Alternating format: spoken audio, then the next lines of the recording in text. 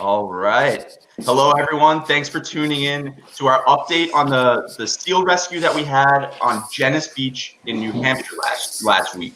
So this was an exciting rescue. I know a lot of people saw it on social media. It got some attention in the local press.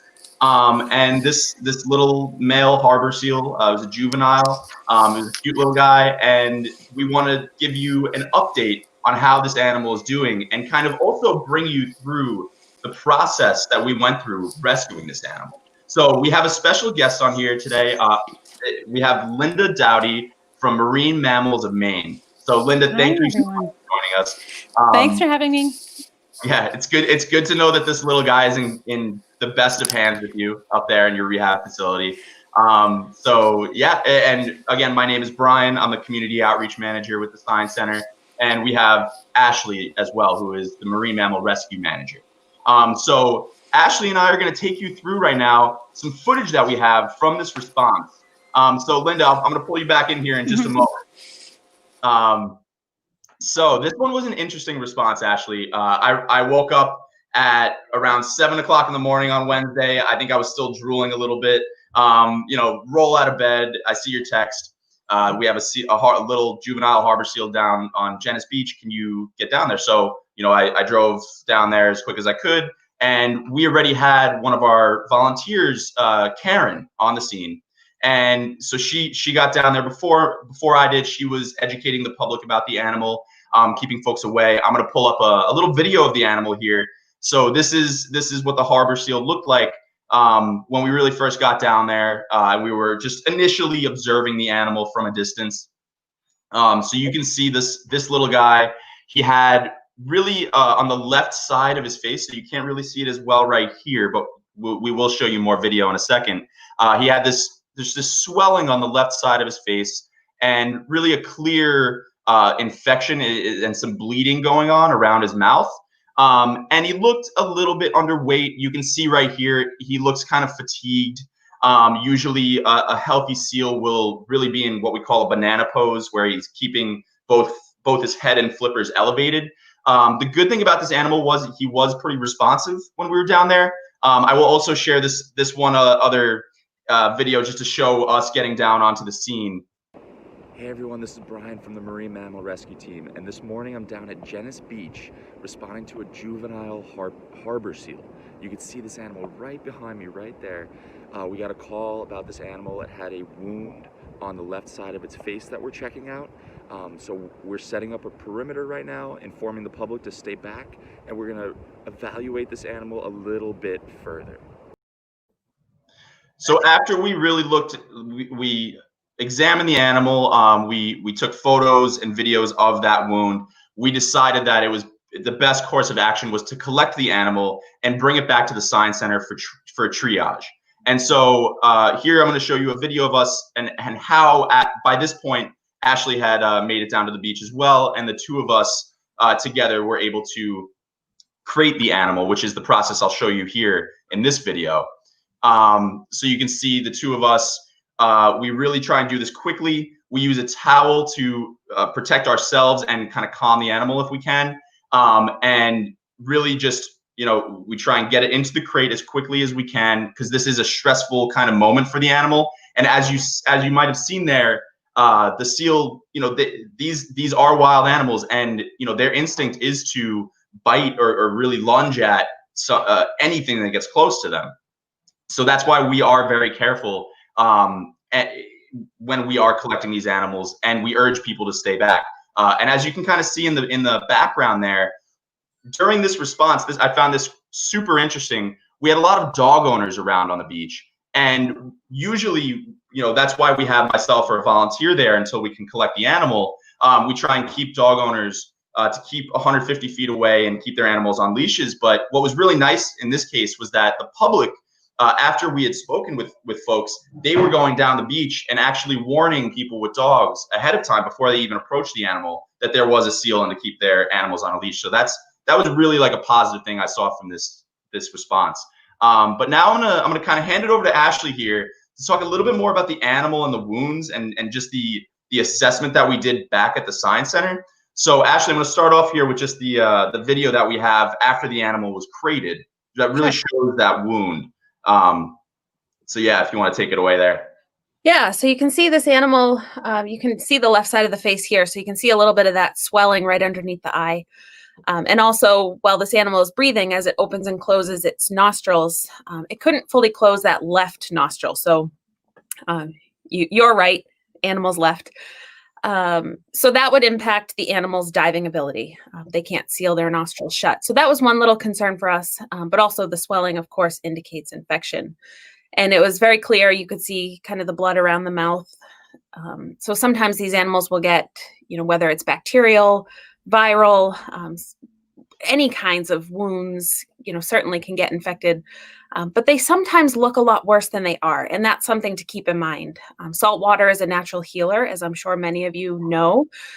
So if wounds are what we would consider to be superficial, even though they might look pretty bad, so they can heal on their own. These animals are pretty powerful animals and pretty resilient animals. But in this case, the animal was clearly having an infection going on.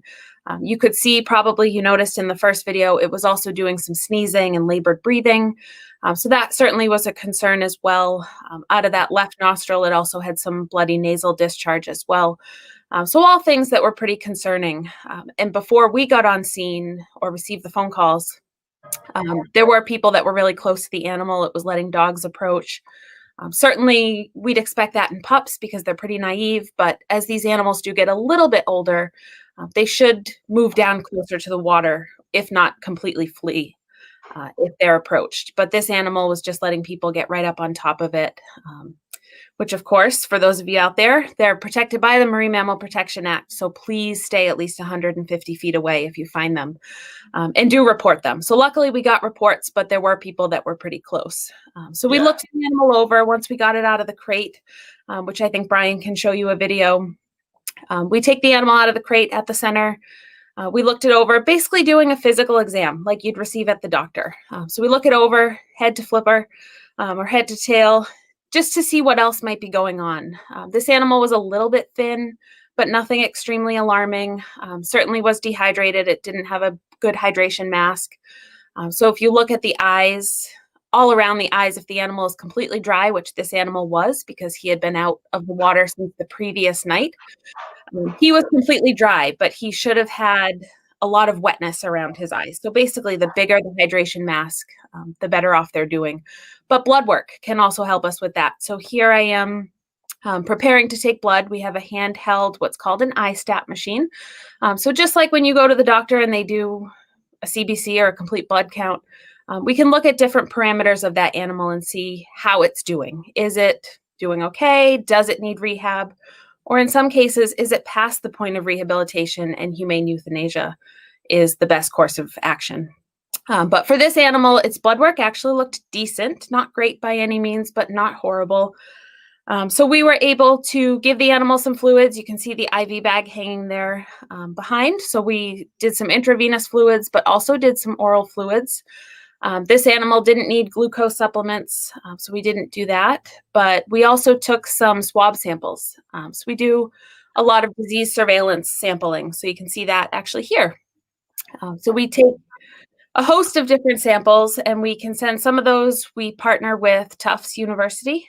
So we send samples down there, and they look for anything from avian influenza, phocine distemper virus, which was one of the pathogens responsible for the unusual mortality event. Some of you may remember hearing about that back in 2018 throughout the summer. It's actually technically still open now, though we're not seeing the big die-off any longer. But Tufts actually is also starting to look at COVID as well.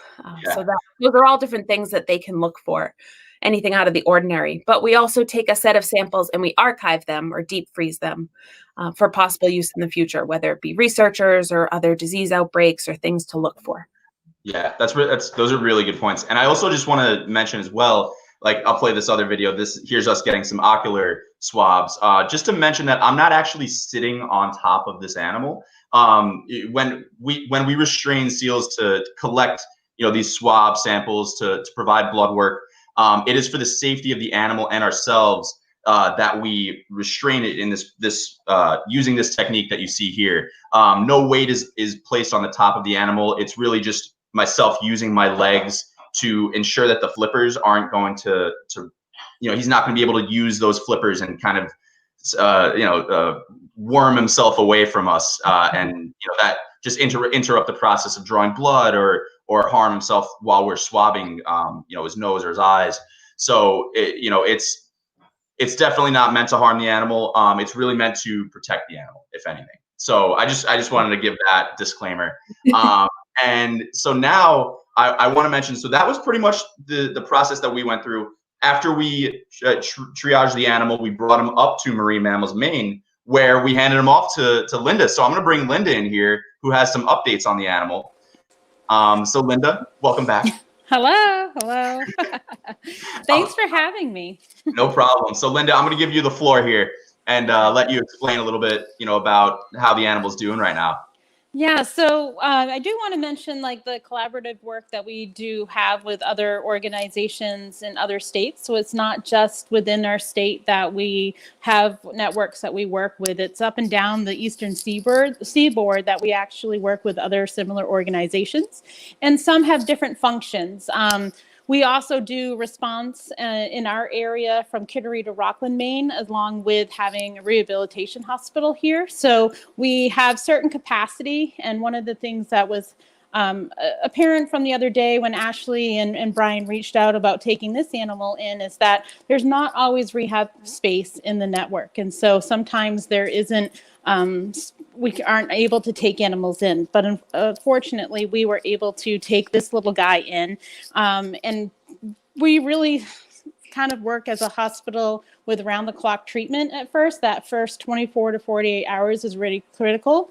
And as Brian and Ashley mentioned earlier about what goes on when these animals are not feeling well, they also have a certain level of that fight or flight response. And that kind of continues on for that first 24 hours just because they're very stressed. They don't understand that we're trying to help them, even though they need it. And so we have to also be taking that in effect when we're trying to care for these animals so that they still are a little stressed from even just a transport. It's not just everything is fine once they come into rehab. So this animal certainly isn't out of the woods yet, but for the first 48 hours, we did a lot of fluid therapy and critical care to kind of help with taking things in stride for him. Our team, our animal care team, which is comprised of staff and volunteers, already really like him, even though we're not supposed to have favorites.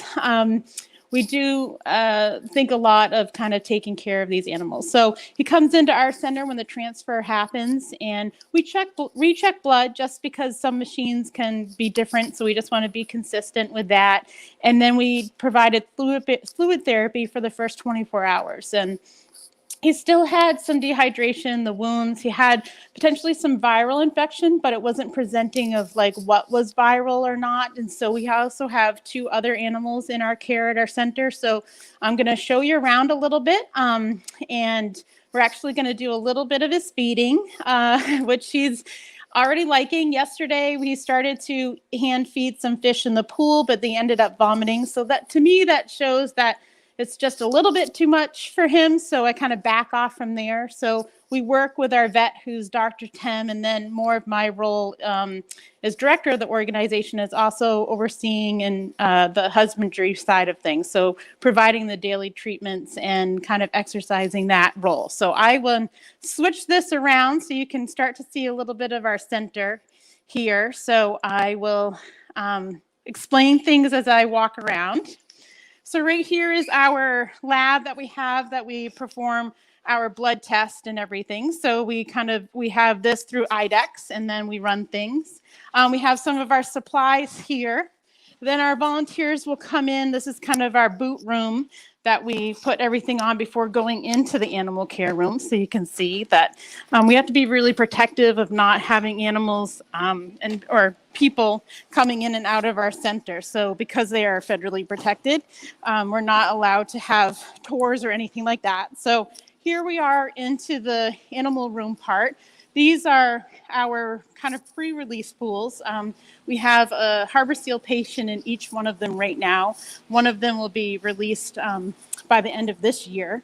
And then over here, we have in what we call our pod unit, and you'll see the kind of the plastic shower curtain. That's really just to be protective for a new animal that's coming into our center, that we're not spreading any kind of respiratory or anything like that cases. He is getting nebulizer treatments twice a day. So here is the little animal from the rescue from the other day. So he's the Seco Science Center 87th animal, and we keep that animal number with him as well. So he's number 87.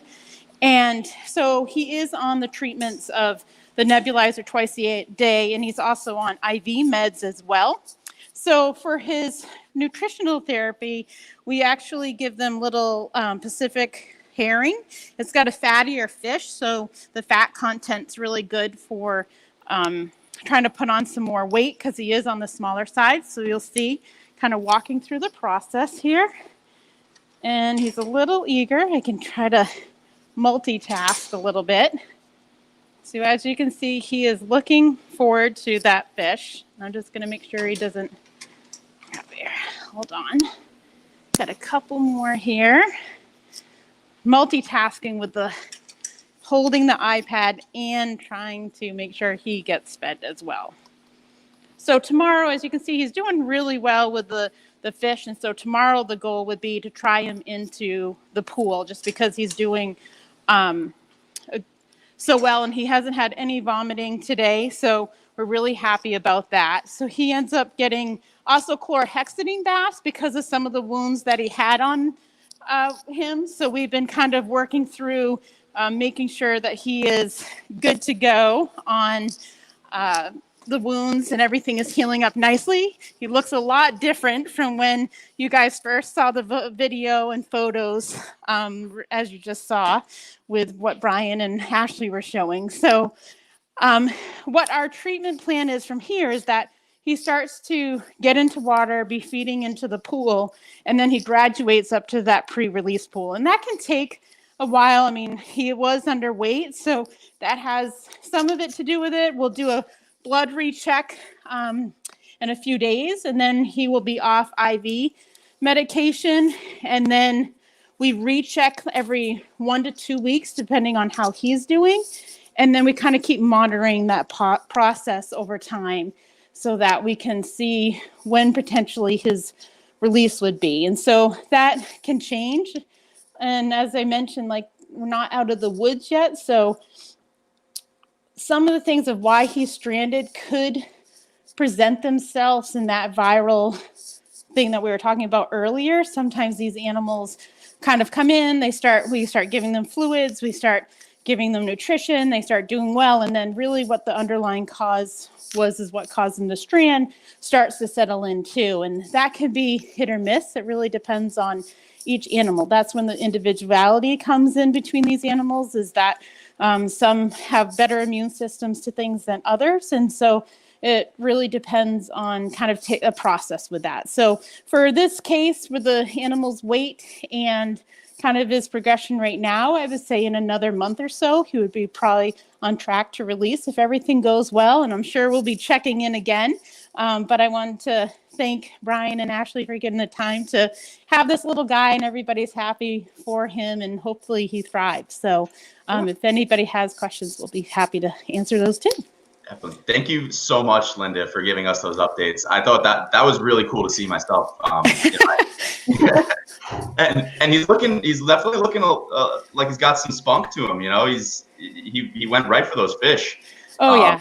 Yeah, that's something that we noticed too when we first responded to him, was that he had a lot of energy, right? Like he was definitely aware of his surroundings when he was on the beach. So that's really good to see for us. And I think that, like, what you've just explained it's really cool for our audience to see that, because really, you know, we work so much in the rescue side of things that it's awesome to bring you on here to talk about the rehabilitation work.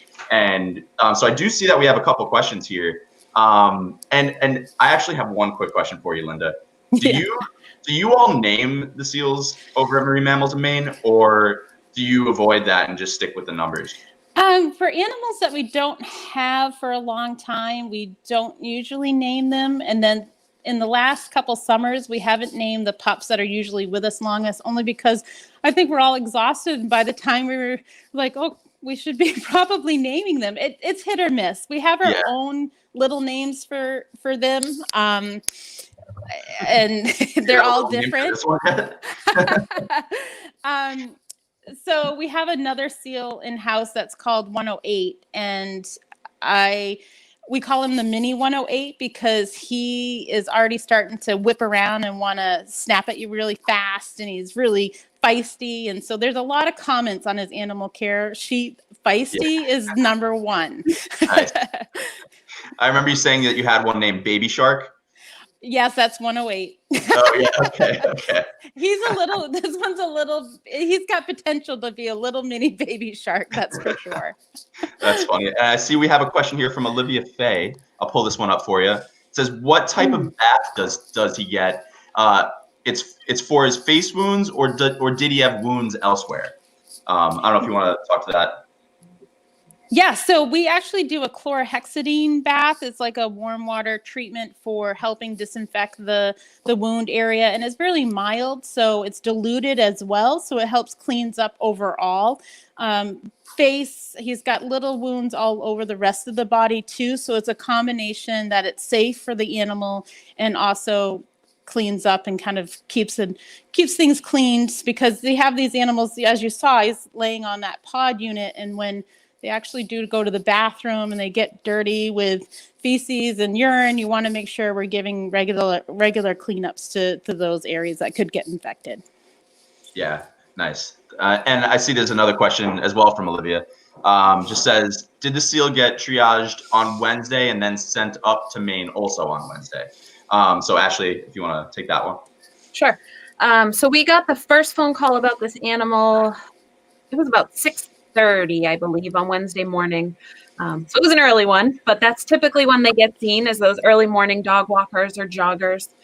We also got a call from the local police department, so they were helpful as well. But one of the joggers actually had let us know that the animal was there the previous evening, though we didn't see it. So we consider that to be unconfirmed, in that it was probably that same animal, especially where he was so dry that early in the morning. But we can't tell for sure because we don't have any photos of that animal. But we suspect that he was that same animal the previous evening. So sometimes, that's actually a great question, because sometimes, more often than not, we'll monitor for at least a day, sometimes even 2 or more days, depending on the case. Because as Lynda mentioned, spots in rehab are few and far between, and they fill up very quickly. Also, our colleagues down at National Marine Life Center, which is one of the other rehab organizations, they're very busy right now with sea turtles. So, there's ebbs and flows to what's available in rehab. Sometimes it's full. So those all play a role in how we decide when and if we need to pick up an animal. In the case of this animal, his face was really swollen. He couldn't seal that nostril shut. So it was pretty indicative that he had a pretty good infection going on, but also he was letting those dogs approach, and knowing the area of Jenness Beach and how close he was in proximity to the parking lot, he wasn't blending in. So everybody that parked in that parking lot was seeing him, and that's a very popular off-leash area for dogs this time of year. So that certainly played a role as well. So we did pick that animal up Wednesday morning. We, again, gave him that health assessment and evaluation and very basic triage at the center. And then that same afternoon, he went up to Marine Mammals of Maine. It was a long day for him, definitely. But no, I think that's a really good question to kind of end on here. Just reminding folks, if you do come across one of these animals at your local beach, keep the number one thing to do, keep 150 feet away and call your local hotline, whether it's us at the Seacoast Science Center from New Hampshire down to northern Massachusetts, or if it's Lynda and Marine Mammals of Maine covering that whole Maine coastline. So save the simplest thing, just save it in your phone. Quick little easy thing to do. just so you always have the number and you're able to start the chain of command and get us down there. So yeah, definitely keep back. And a big thanks to everyone out there who supports our work. Just reminding that we have, we're running a little fundraiser right now to benefit both the Science Center and Marine Mammals of Maine. So, you know, your money definitely has twice the impact for this fundraiser and goes to support the whole process, start to finish. So that's really cool. Thank you so much again, Lynda, for hopping on and showing us how he's doing. Maybe we can get you back on here for another one sometime soon when we're a little bit further down the road and he's looking a little bit better. But yeah, looking forward to doing some more of this in the future. And thanks for everyone who tuned in. Really appreciate you taking the time to educate yourselves about this and stay, you know, informed. So thank you so much, everyone. See ya. Bye. Thank you, everybody.